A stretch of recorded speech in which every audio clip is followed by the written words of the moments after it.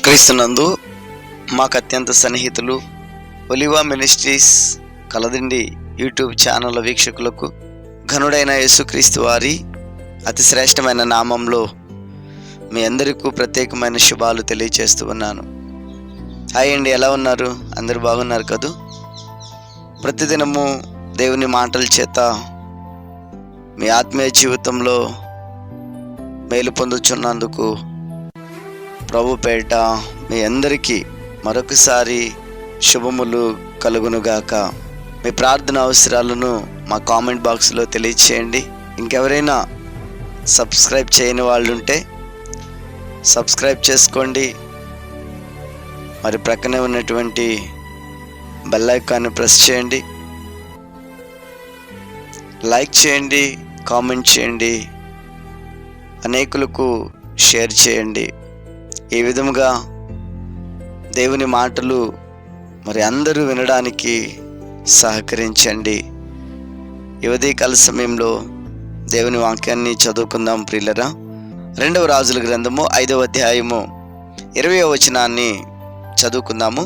అంతటా దైవజనుడైన ఎలీషాకు సేవకుడగు గెహాజీ సిరియనుడైన ఈ నయమాను తీసుకువచ్చిన వాటిని అంగీకరించుటకు నా యజమానికి మనసు లేకపోయెను గాని యెహోవా జీవము తోడు నేను పరిగెత్తుకుని పోయి అతనిని కలుసుకుని అతని యొద్ద ఏదైనా పుచ్చుకుందననుకుని నయమానును కలుసుకున్నట్టుకై పోవుచుండగా, ప్రియ దేవుని బిడ్డలారా, ఈ చదవబడినటువంటి ఈ లేఖనాన్ని మన జీవితాలలో అనేక పర్యాయములు ఇతని గురించి మనం విన్నాము. అయినప్పటికీ ఒకసారి ఆలోచించగలిగితే నయమానికి ఒక ఆశ పుట్టింది ప్రియులరా. నయమాను ఆశపరుడుగా కనపడుతూ ఉన్నాడు. ఈ దినాలలో దేవుని ఆజ్ఞలను అనుసరించి నడిచేటువంటి క్రైస్తవ కుటుంబాలు చాలా తక్కువగానే ఉంటున్నాయి. ఎవని కుటుంబంలో అయితే ఆజ్ఞలు ఉంటాయో, ఎవని వ్యక్తిగత జీవితంలో ఆజ్ఞలను అనుసరించేటువంటి మనస్తత్వం ఉంటుందో, ఆ కుటుంబాలు పరిశుద్ధమైనటువంటి వ్యక్తులుగా, పరిశుద్ధమైనటువంటి కుటుంబాలుగా దేవుడు ఆశీర్వదిస్తాడు. ఒక్క నిమిషం మనం ఆలోచన చేయగలిగితే, గెహాజీ ధర్మశాస్త్రపు కాలంలో ఉన్నటువంటి ఎలీషా వద్ద భక్తి నేర్చుకుంటున్నటువంటి శిష్యుడు. ఒక ఉన్నతమైనటువంటి దైవజనుడు ఎలీషా, ఒక అద్భుతాలు చేయగలిగినటువంటి సమర్థుడు ఎలీషా. తన ఆత్మీయ జీవితం రోషం కలిగినది. తన గురువు దగ్గర, ఏలియా దగ్గర నుండి అనేక ఆత్మ సంబంధమైనటువంటి పాఠాలు నేర్చుకొని ఆత్మీయతలో ఎదుగుచు దేవుని యొద్ద ఒక మంచి పేరున్నటువంటి ప్రవక్తగా పేరు తెచ్చుకున్నాడు ఎలీషా. ఏలియా యొద్ద శిష్యరకం చేసినటువంటి ఎలీషా 2 పాళ్ళ ఆత్మను పొందుకుంటే, ఎలీషా దగ్గర శిష్యరకం చేస్తున్నటువంటి గెహాజీ మాత్రం తను అక్రమ సంపాదన కోసం పరుగులు తీస్తూ ఉన్నాడు. ప్రియ దేవుని బిడ్డలారా, ఈ ఉదయకాల సమయంలో దేవుని వాక్యం వింటున్నటువంటి వార్లరా, నీ సంపాదన గెహాజీ వంటి సంపాదన వంటిదేనా? ఎందుకంటే గెహాజీ సంపాదన కోసం పరుగులు తీస్తూ ఉన్నాడు. అయ్యో, నా యజమానుడికి మనసు లేదు, నేను పరిగెత్తుకుని పోయి, ఏంటండి, నా యజమానునికి మనసు లేకపోయిను గాని యెహోవా జీవము తోడు నేను పరిగెత్తుకుని పోయి అతనిని కలుసుకుని అతని వద్ద ఏదైనా తీసుకుందని అనుకున్నాడు. ప్రియ దేవుని బిడ్డలారా, ఆలోచించండి. తన జీవితంలో సంపాదన కోసం పరుగులు తీస్తున్నాను అని అనుకున్నాడు కానీ, ఆ సంపాదన అతనికి ఉరి అవుతుందని, ఆ సంపాదన తను శపితమైనటువంటి జీవితంగా మార్చిపోతుందని, ఆ సంపాదన తన జీవితాన్ని శాపగ్రస్తమైనటువంటి సంపాదనగా తనకు తన కుటుంబానికి మిగిలిపోతుందని గెహాజీకి తెలియకపోయెను. అది చాటున జరుగుతుందనుకున్నాడు. జీవము కలిగిన దేవుడు చూస్తున్నాడు అనేటువంటి సత్యాన్ని గెహాజీ మర్చిపోయాడు. దేవుని వాక్యం సెలవిస్తూ ఉంది, ప్రియ దేవుని బిడ్డలారా, నిర్గమాకాండము 20వ అధ్యాయము 17వ వచనము, నీ పొరుగువాని ఇల్లు ఆశింపకూడదు, నీ పొరుగువాని భార్యనైనను, అతని దాసునైనను, అతని దాసినైనను, అతని ఎద్దునైనను, అతని గాడిదనైనను, నీ పొరుగువానిదగు దేనినైనను ఆశింపకూడదు. ఇది చట్టము తెలియచేస్తూ ఉంది. ధర్మశాస్త్రము ఈ రీతిగా తెలియచేస్తూ ఉంది. ధర్మశాస్త్రపు కాలంలో ఉన్నటువంటి గెహాజీ ఈ చట్టాన్ని ప్రక్కన పెట్టాడు. నయమాను తీసుకువచ్చినటువంటి వాటిని చూచి ఆశించినటువంటి వ్యక్తిగా కనబడుతున్నాడు. నయమాను తెచ్చినటువంటి ఆ బహుమతులను ఎలీషా తిరస్కరించాడు. యెహోవా జీవము తోడు, వీటిలో ఏదీ నాకు అక్కర్లేదు అని నయమానుతో చెప్తే, నయమాను తెచ్చినటువంటి వాటి కోసం గెహాజీ పరుగులు తీస్తూ ఉంటున్నాడు. గెహాజీ తన గురువు గారేమో యెహోవా జీవము తోడు నేనేమి తీసుకోను అంటే, ఇతడు మాత్రం యెహోవా జీవము తోడు నేను పరుగెత్తుకొని పోయి అతనిని కలుసుకొని అతని యొద్ద దేనినైనను ఏదైనాను తీసుకుందని అనుకుని నయమానును కలుసుకొనుటకై పోవుచుండగా, నయమాను తన వెనుక నుండి పరుగున వచ్చుచున్న వానిని చూచి తన రథము మీద దిగి వానిని ఎదుర్కొని పోయి క్షేమమా అని అడిగాను. అతడు క్షేమమే అని చెప్పి, నా యజమానుడు నా చేత వర్తమానం పంపి, ప్రవక్త శిష్యులలో 2 యవనులు ఎఫ్రాయిము మన్యము నుండి నా యొద్దకు ఇప్పుడే వచ్చిరి గనుక నీవు వారి కొరకు 2 మణుగుల వెండియు 2 దుస్తుల బట్టలను దయచేయమని సెలవిచ్చుచున్నాడనను. అందుకు నయమాను, నీకు అనుకూలమైతే రెట్టింపు వెండి తీసుకొనమని బతిమాలి 2 సంచులలో 4 మణుగుల వెండిని కట్టి 2 దుస్తుల బట్టలనిచ్చి తన పనివారిలో 2 మీద వాటిని వేయగా వారు గెహాజీ ముందర వాటిని తీసుకుని పోయిరి. ప్రియులరా, ఈ చదవబడినటువంటి మాట ఆలోచన చేసినట్లయితే గెహాజీ జీవితం ఉన్నతమైన ఎలీషా దగ్గర ఉన్నతమైనటువంటి భక్తి నేర్చుకోవలసినటువంటి వ్యక్తి, పరిశుద్ధుడైనటువంటి ప్రవక్త దగ్గర, జీవము కలిగిన దేవుని శిష్యుడైనటువంటి ఎలీషా దగ్గర ఒక శ్రేష్టమైనటువంటి వ్యక్తిగా పేరు తెచ్చుకోవలసినటువంటి వ్యక్తి ఇది నా అక్రమ సంపాదన కోసం పరుగులు తీస్తున్నాడు. అబద్ధమాడి సంపాదించడానికి ఇష్టపడుతూ ఉన్నాడు. చూసారా ప్రియ దేవుని బిడ్డలారా, ఏదైనా మన దైనందిన జీవితంలో ఆశించినప్పుడు అది పొందుకోవడానికి మనిషి చేసేటువంటి ప్రయత్నాలు అంతా ఇంత కాదు ప్రియులరా. చివరికి అబద్ధమాడడానికి కూడా వెనుకాడము, ఒట్టు పెట్టుకోవడానికైనా వెనుకాడము. చూసారా, నీవు ఎలాగున్నావు? ఏ ఉదయకాల సమయంలో దేవుని వాక్యం వింటున్నటువంటి నీవు ఎలాగుంటున్నావు? నీ సంపాదన గెహాజీ సంపాదించినటువంటి సంపాదన వంటిదేనా? అబద్ధముతో సంపాదిస్తున్నావా? లంచాలతో సంపాదిస్తున్నావా? పొరుగువానిది ఏదైనా ఆశించి నువ్వు తెచ్చుకుంటున్నావా? జాగ్రత్త. దేవుని వాక్యం సెలవిస్తూ ఉంది. ప్రసంగి గ్రంథము 5వ అధ్యాయము 10వ వచనము, ద్రవ్యమును అపేక్షించువాడు ద్రవ్యము చేత తృప్తి నందడు, ధన సమృద్ధిని అపేక్షించువారు దాని చేత తృప్తి నందరు. అంటే ధనమే జీవము కాకూడదు, ధనమే జీవితము కాకూడదు, ధన సంపాదనే పనిగా భావించకూడదు. ప్రియ దేవుని బిడ్డలారా, ఈరోజు ధనము లేనిదే ఏదీ లేదు అని చెప్పుచున్నటువంటి దినాలలో, ధనమే అన్నిటికీ మూలము అని మాట్లాడుకుంటున్నటువంటి ఈ దినాలలో ధనమును ప్రేమించడం తప్పంటారా?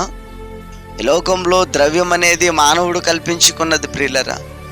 ఒకప్పుడు వస్తు మార్పిడి విధానం ఉండేది.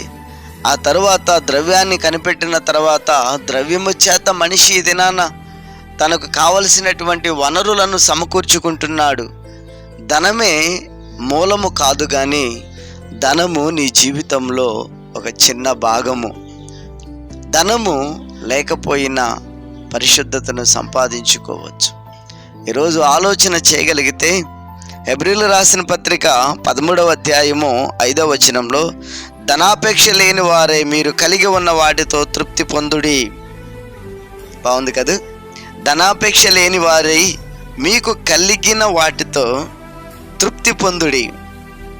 నిన్ను ఏమాత్రమును విడువను, నిన్ను ఎన్నడూ ఎడబాయనని ఆయనే చెప్పాను కదా.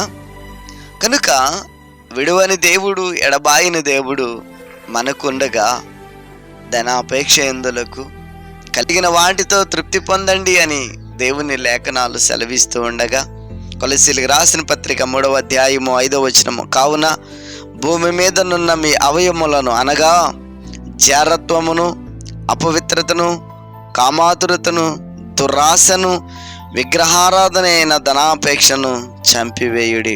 ఇంతకీ గెహాజీ ఏ పాపంలో పడ్డాడంటారు? దురాశ అనేటువంటి ఒక పాపం. ఆశ ఉంటే తప్పులేదు, కానీ దురాశ ఉంటే మాత్రం తప్పక శిక్ష అనుభవించాల్సి వస్తుంది. ఆశ మితిమీరి దురాశను కలుగు చేస్తుందని వాక్యం సెలవిస్తూ ఉంది. ప్రియులరా, ఇతడు అక్రమ సంపాదన కోసం పరుగులు తీశాడు. అబద్ధంతో సంపాదించడానికి వెనుకాడలేదు.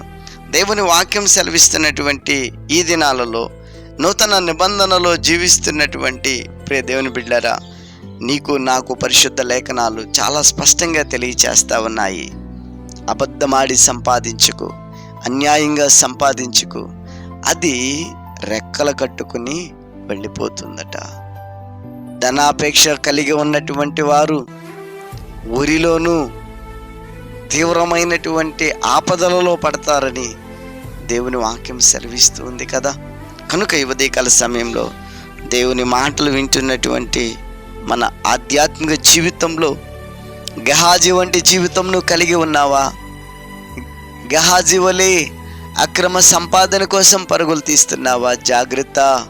నువ్వెవరివైనను సరే ఈ ఉదయకాల సమయంలో దేవుని వాక్యం వింటున్నావు. నీ సంపాదన ఎలాగుంది?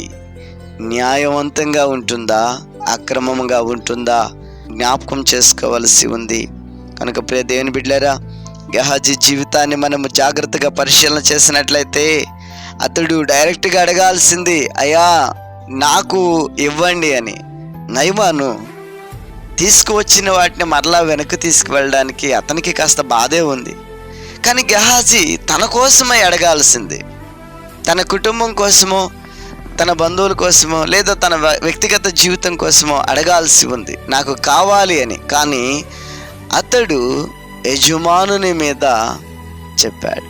యజమానుడు నన్ను పంపించాడు, ఇప్పుడే ప్రవక్త శిష్యులలో ఇద్దరు వచ్చారు, వారికి నేను ఇచ్చి పంపాలి కనుక నన్ను నీ దగ్గరకు పంపించాడు అనేటువంటి మాటలు మాట్లాడుతూ వచ్చాడు.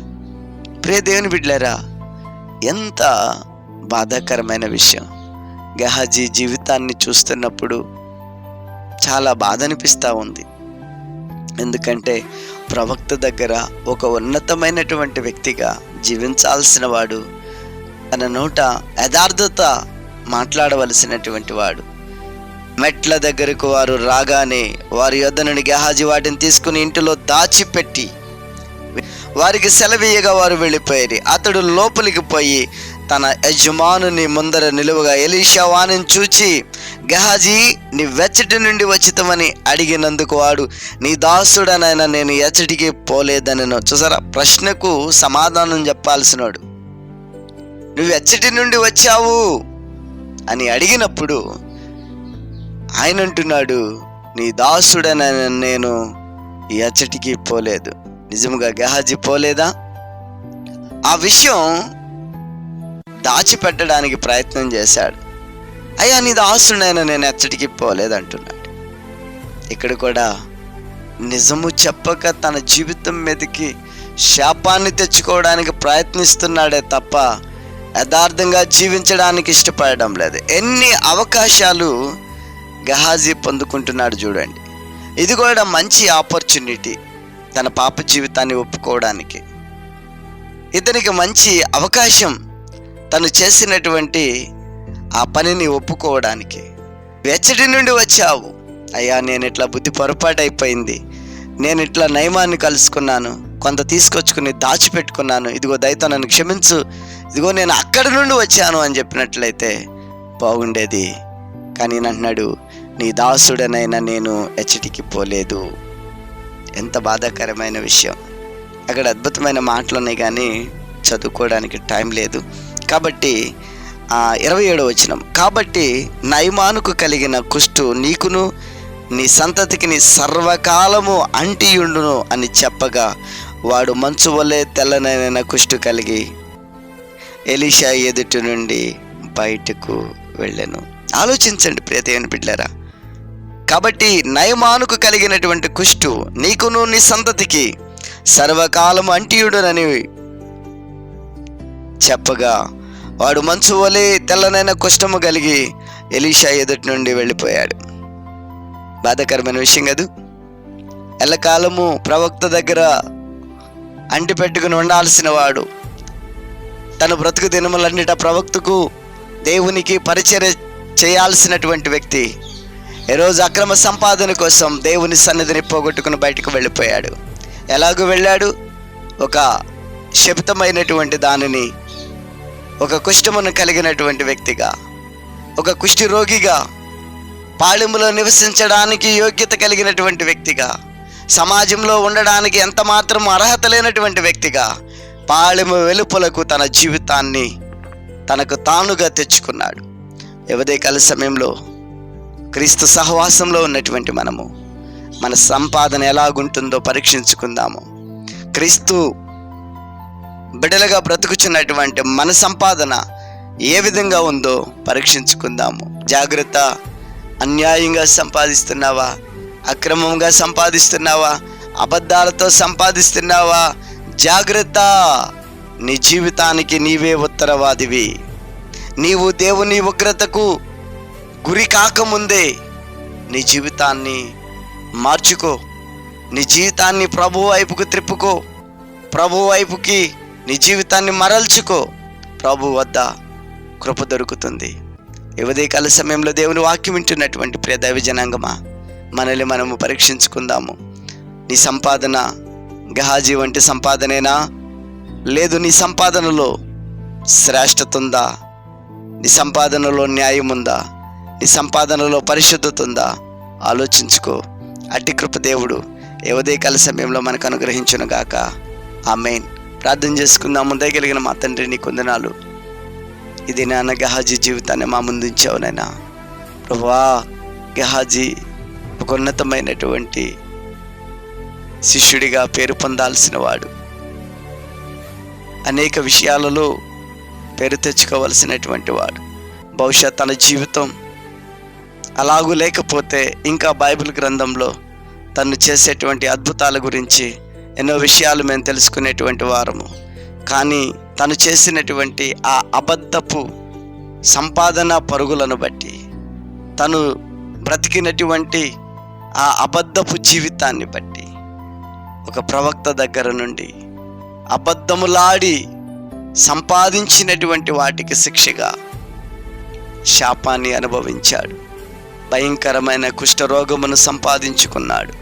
ప్రభువా, ఈ దినాలలో మేము మా సంపాదన యోగ్యమైనదిగా ముద్రించండి. ఎక్కడ కూడా అన్యాయము, అక్రమము, అబద్ధముతో కూడిన సంపాదన మాలో ఉండకుండానట్లుగా మీరు మాత్రమే సహాయం చేయమని యేసు నామాన్ని బట్టి ప్రార్థించి వేడుకుంటున్నాం తండ్రి. ఆమేన్. పరమ తండ్రి అయిన దేవుని ప్రేమయు, కుమారుడైన యేసుక్రీస్తు కృపయు, పరిశుద్ధ ఆత్మని యొక్క అన్యోన్య సహవాసము ఇప్పుడు ఎల్లప్పుడూ, ముఖ్యంగా ఈ దినమంతయు కాపాడి భద్రపరిచి పరిశుద్ధులుగా, నిర్దోషులుగా మనల్ని నడిపించునుగాక. ఆమేన్. మీ ప్రార్థన అవసరాలు మాకు తెలియచేయండి. మా address pastor K Samuel Suresh, Oliva ministries, సర్వోన్నతిని మహిమ మందిరం, కలదిండి మరియు పోతుమర్రు, ఏలూరు జిల్లా. మా సెల్ నంబర్ 9395555446 మరియు 9390177778.